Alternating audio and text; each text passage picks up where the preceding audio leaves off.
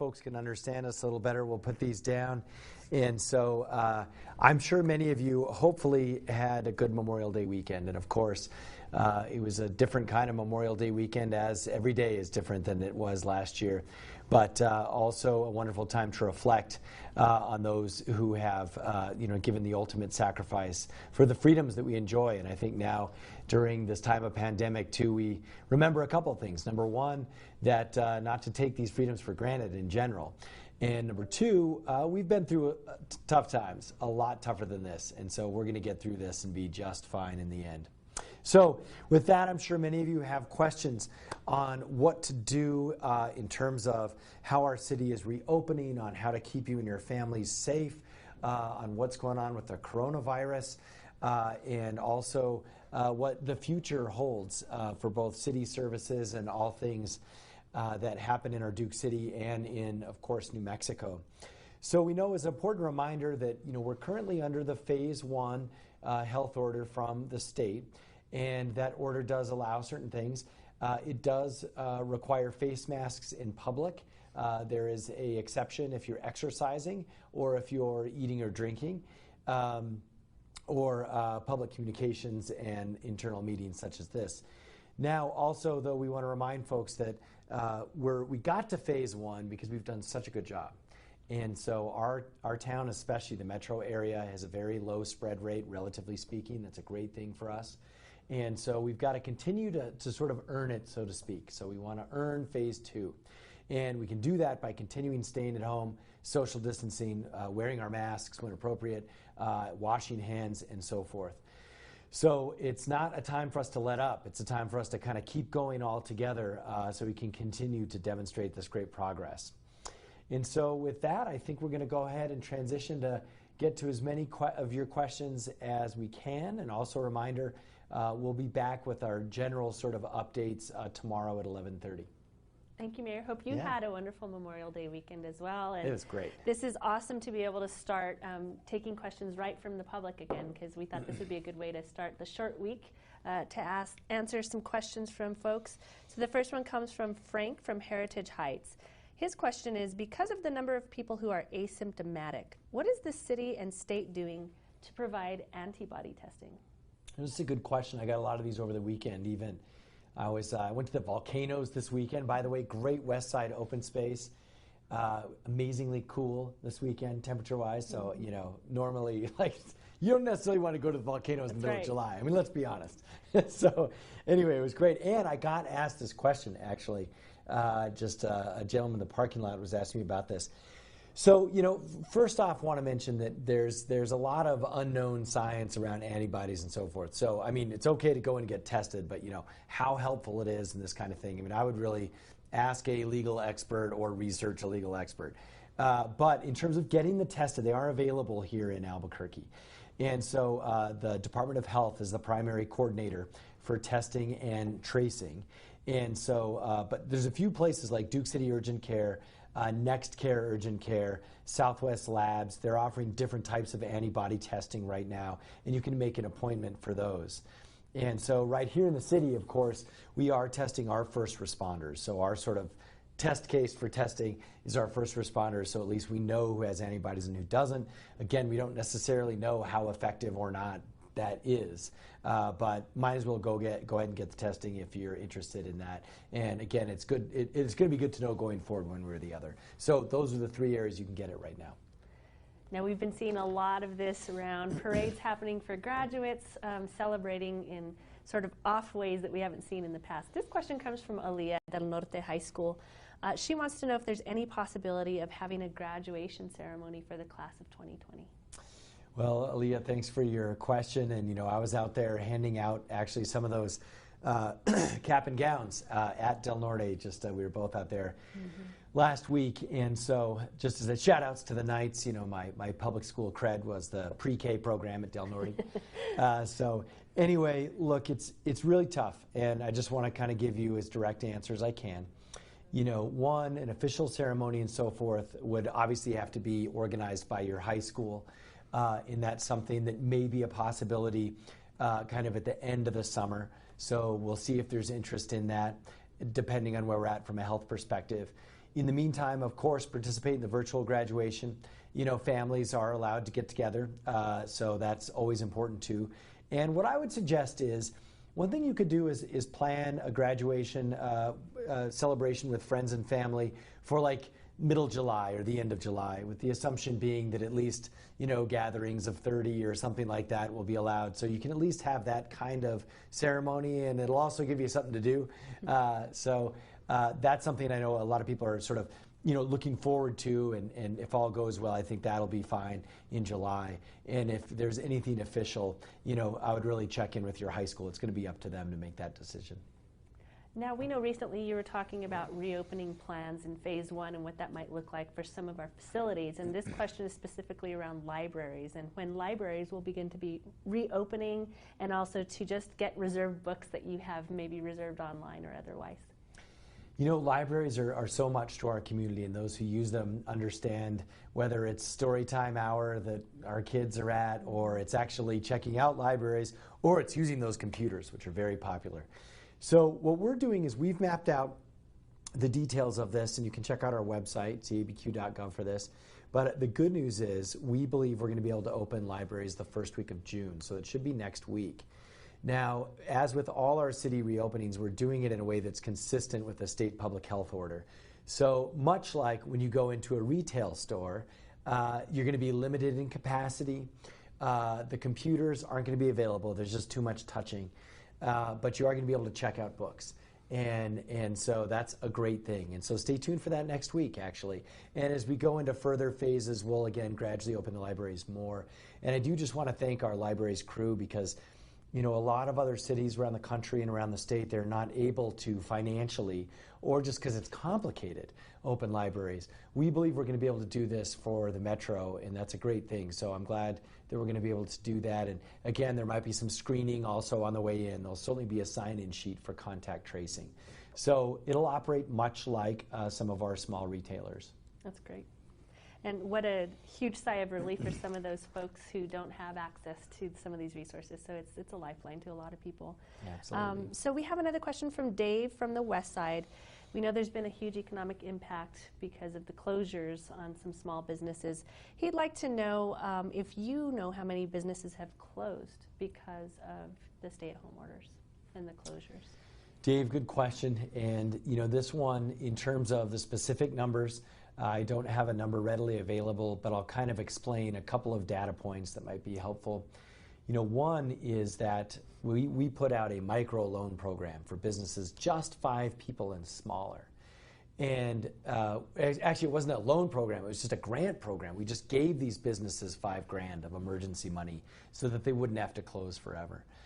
That program, we were only able to afford 140 of those grants. But we know in 3 days, actually, 10,000 applied. Sorry, 1,400. And so 1,400 was the word I was looking for. And so we know, and that was only in 3 days, and that's only people who'd heard of it. So we know that this challenge is huge. But we also know that there was the federal program for larger businesses, the loan program that's hopefully forgivable. And I think that lasts at least another week, if not longer. And we know there's some other programs that the state's getting into. So the answer to your question is, hopefully, we're not at a point where businesses are making that permanently closed decision. I mean, I believe hundreds already have. But in a city or a city as big as Albuquerque, that's not a huge percentage. So we're hoping folks can just hang on long enough to get back up and running. But I know a lot of that is dependent on these federal programs and so forth. And just if you happen to be interested in data and things, our data is 6 weeks trailing. So like the most recent economic data I have is from March. So I will be able to answer your question directly at the end of June for at least half of May. All right. Switching gears a little bit, this question comes from Carmelita. She has a question around resources available around what's open and what's not for the ADA community. Is there a place that they can go to see what's open and not? The best thing you can do, depending on your disability, is probably call 311. Again, that assumes that you're able to do that, but give that a shot or use the 311 app. But in general, the city facilities are mostly, not all, mostly ADA compliant. So you are going to be able to get access to the transit system, which is opening back up in a larger scale mid-June, libraries next week, and the other city facilities we do have, again, in accordance with the public health order in June, you're going to see even things like the zoo and other different things opening in a limited capacity, but those will be ADA compliant. Now, in terms of services, you could look, there are some resources on our website, cabq.gov.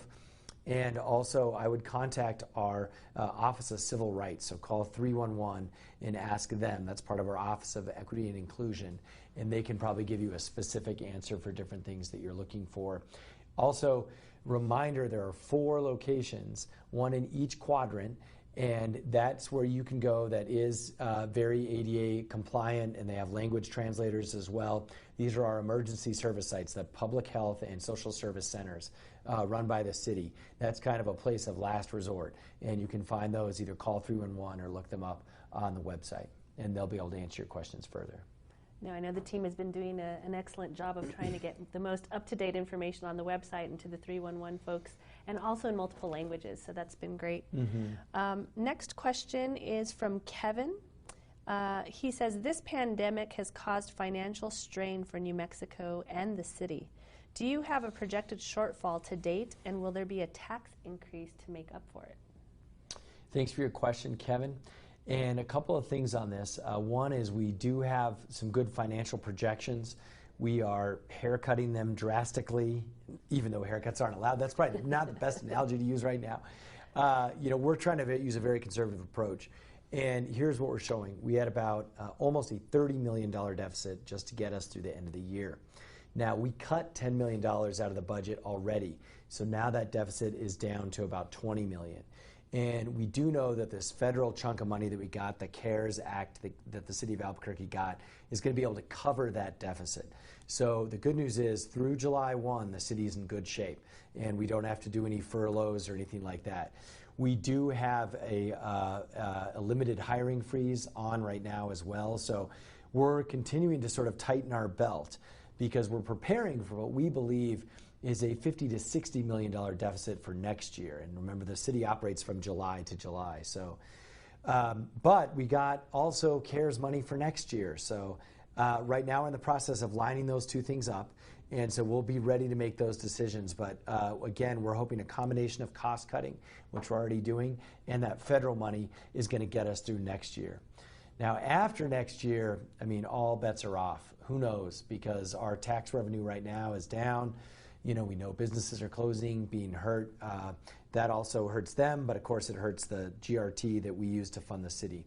But I think the good news is we've got a clear runway to July, and then after July we're optimistic because of this federal funding.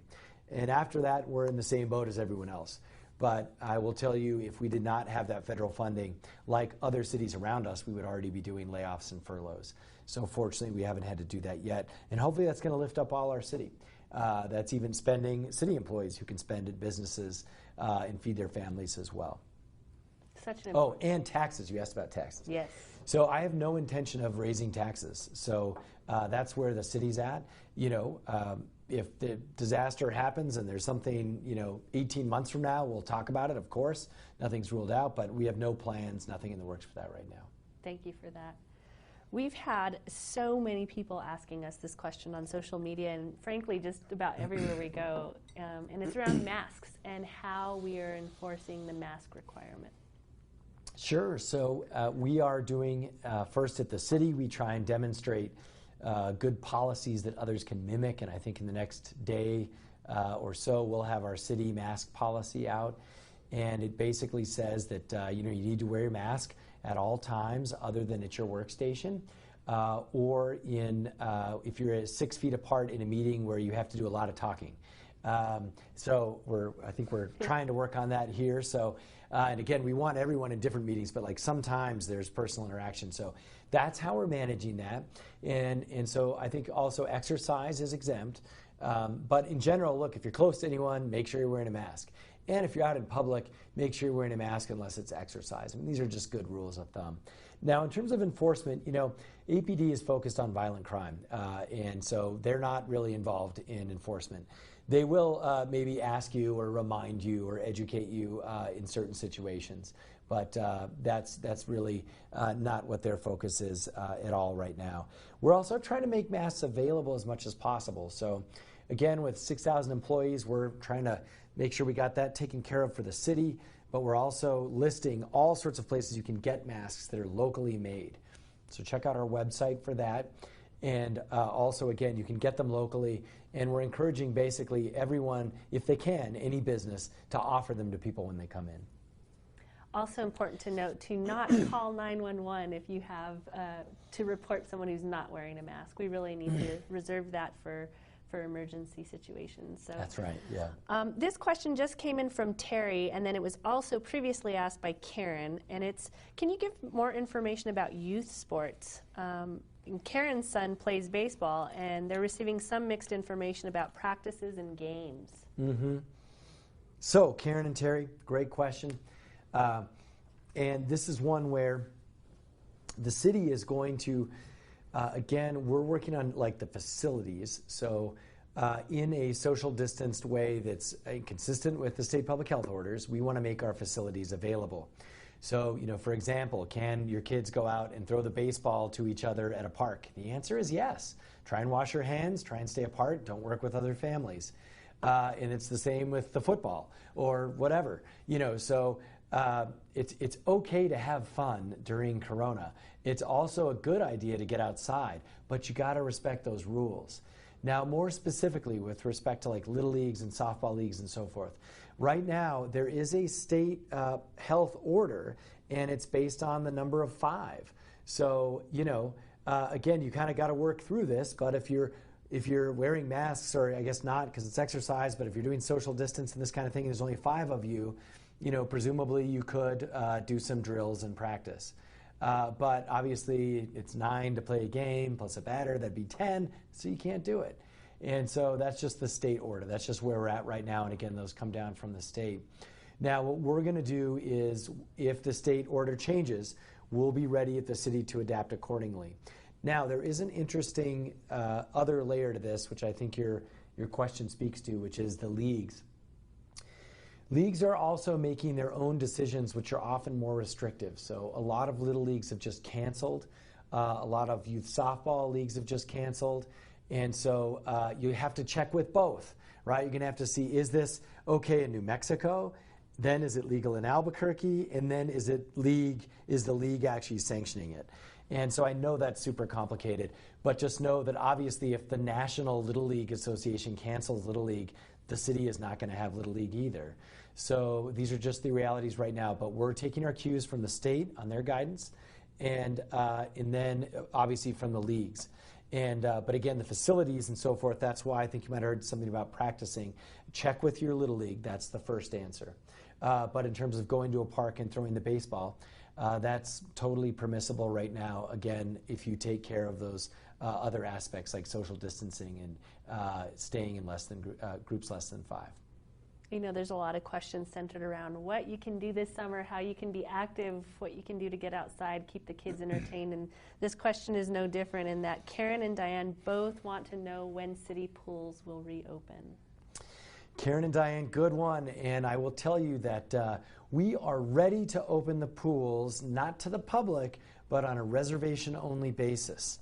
And we're going to start taking those reservations the second week of June. So around June 6th, we're going to start doing this. Now, we do need the state to kind of bless that. So we'll see when it comes to June 6th if they have or not. But we're going to be ready and plan for it so that if it's okay, we'll be doing that. And so again, basically you can reserve your lap time. And I think with respect to other pool activities, all of that we've actually thought through and mapped out based on CDC guidelines. So we will follow the guidelines and we will be ready, and we're waiting for sort of the flag to fall at the state level, and I think we'll hear in the next 2 weeks guidance on that. And so I'm optimistic that in a limited, again, reservation fashion, pools will be open. Now, like general public usage, nothing until July at least.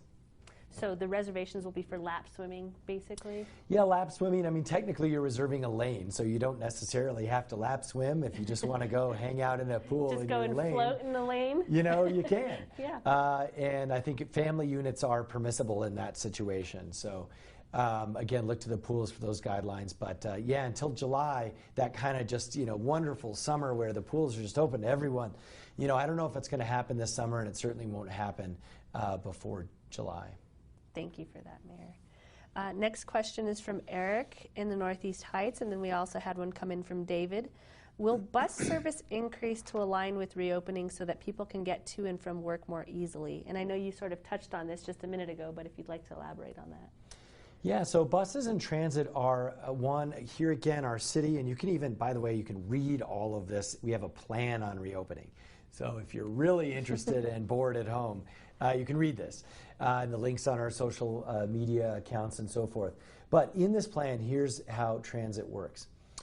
So transit has the workers are part of one of our wonderful, hardworking unions, AFSCME, and part of that collective bargaining agreement is you have to bid on your routes. And I'm only mentioning this so you know why it takes us a little while to recoup the transit system.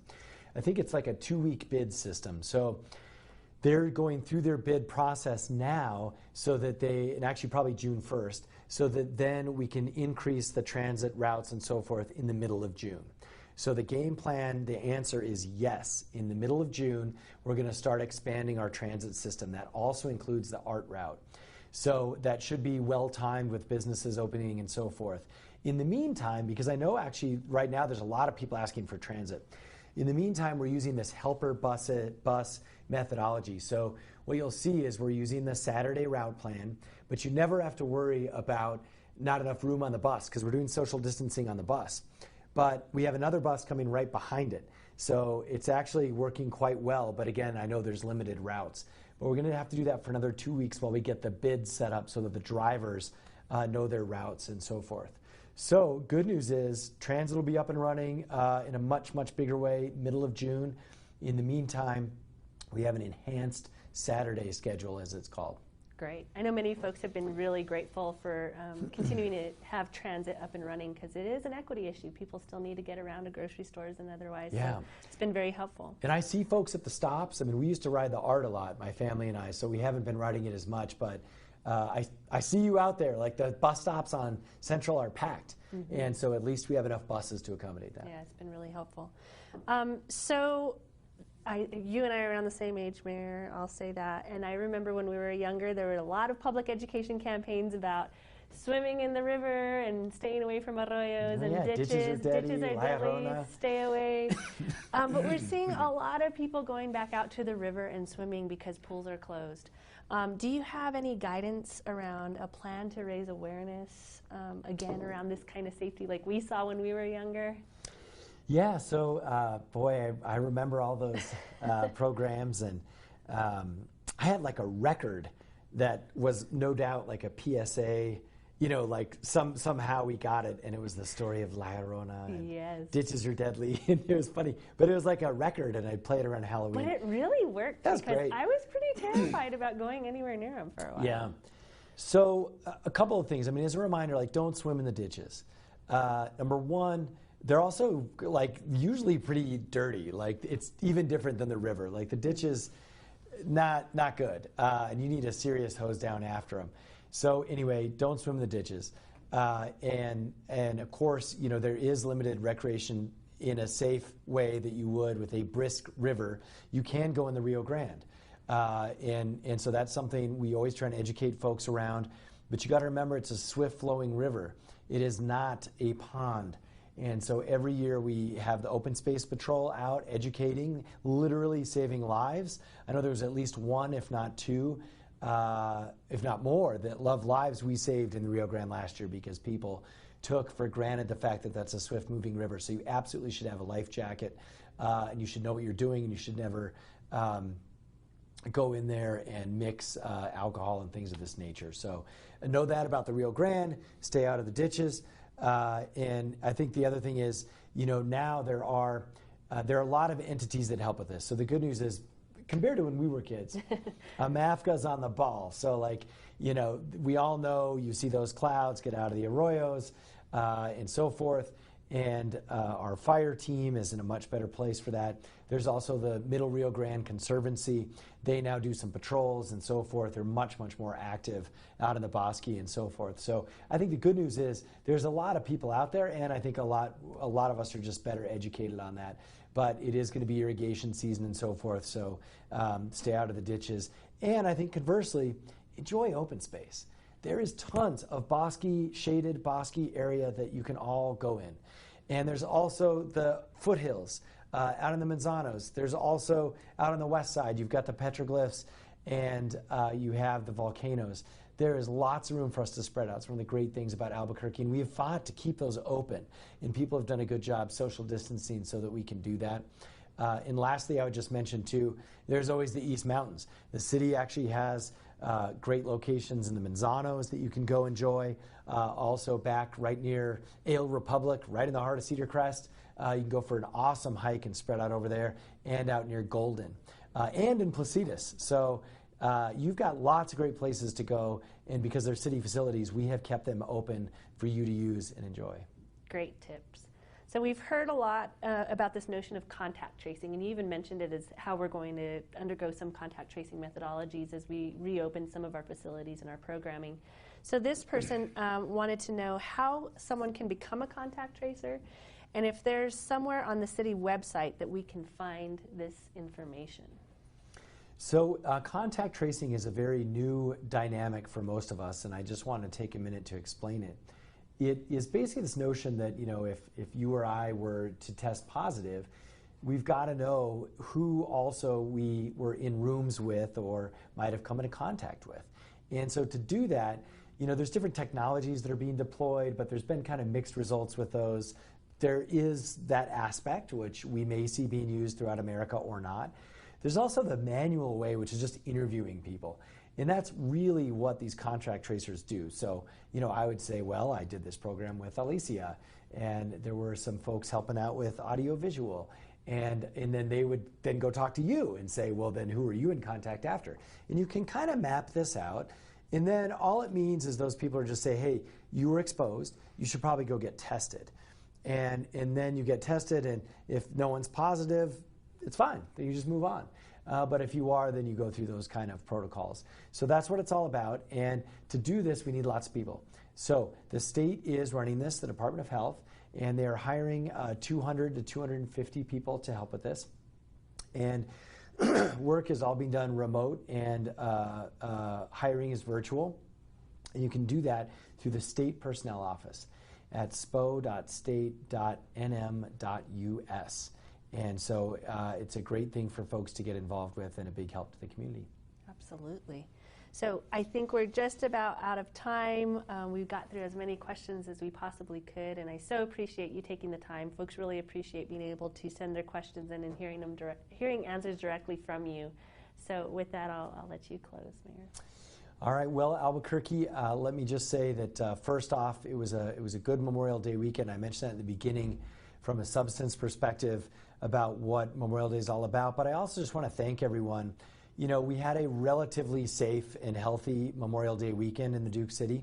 And as always, in a city as big as ours, there's always crime, and there's always drag racing and things like this. But actually, all things considered, we once again did a really good job in these tough times. And so I want to thank everyone for that. And I also want to let folks know that if you have further questions, you've got really 3 quick things. Check out our website, abq.gov. Call 311.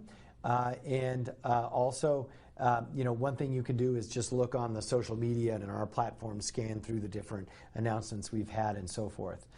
Now, with that, I think I just want to remind folks that hang in there on phase 1. Let's keep doing a good job, and hopefully the state's going to allow us to move into phase 2. And that'll mean some great things like a haircut, which I need, and you know, restaurants opening and things of that nature. Again, all in limited fashion. So it's still going to be different. It's not going to be the same, but we want to keep moving forward, and that's what your city is ready to do. So with that, we will talk to you next time. And tomorrow, again, we'll be back with a kind of a catch-up on a number of smaller items coming out of the long weekend and going into the rest of the week. Thanks so much.